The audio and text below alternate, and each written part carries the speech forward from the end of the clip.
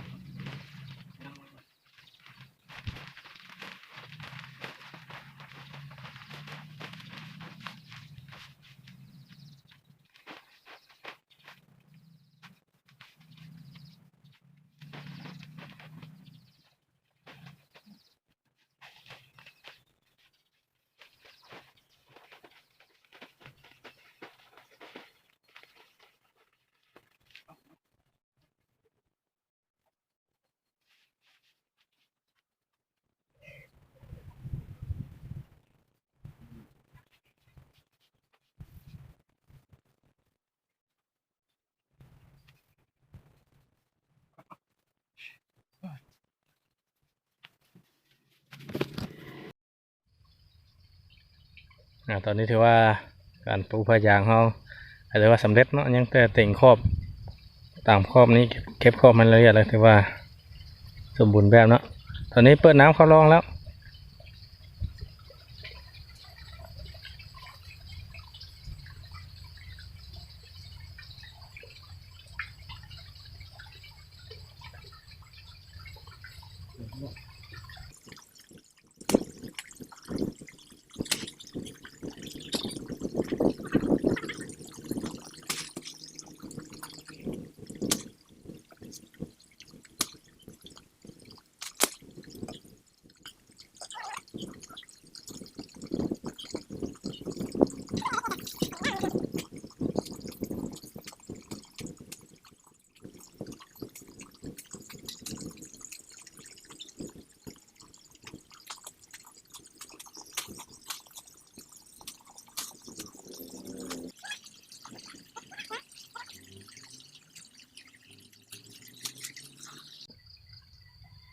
สบายดีท่านผู้ชม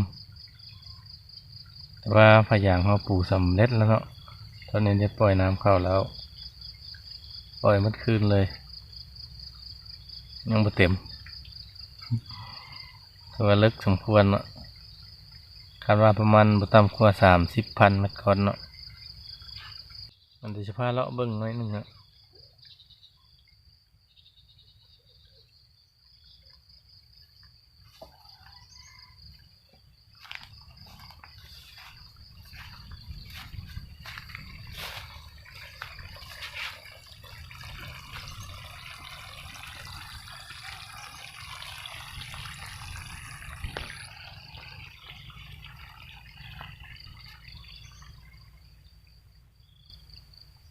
จะโค้งไปโค้งมาเนาะ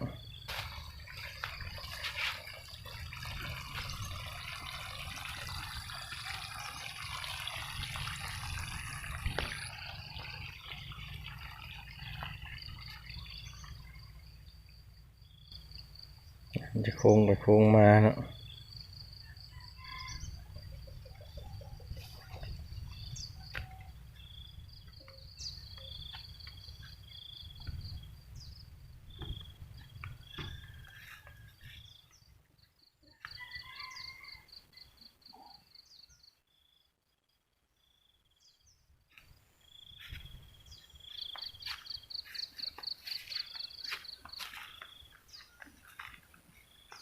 บนนี้ผ้ายางบ่ถึงเนาะมัดก้อนหนึ่งบ่สุดแก้ไขโดยวิธีให้ดินมาคั่นไว้เนาะ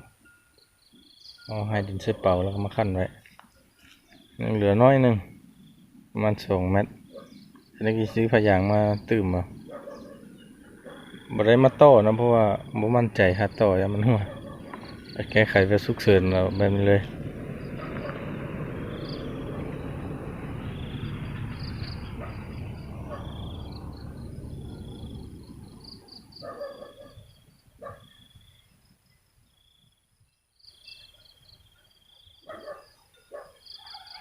ขอบใจสำหรับการติดตามและการรับชมของทุกท่านเนาะอย่าลืมกดติดตามช่องสุรี MV จะมาอัปเดตเบิ่งเนาะจะในเช้าเครื่องปลูกมันลงตึมอันนี้มีต้นมะพร้าวมีต้นมะกรูดแล้วบ๊ายบาย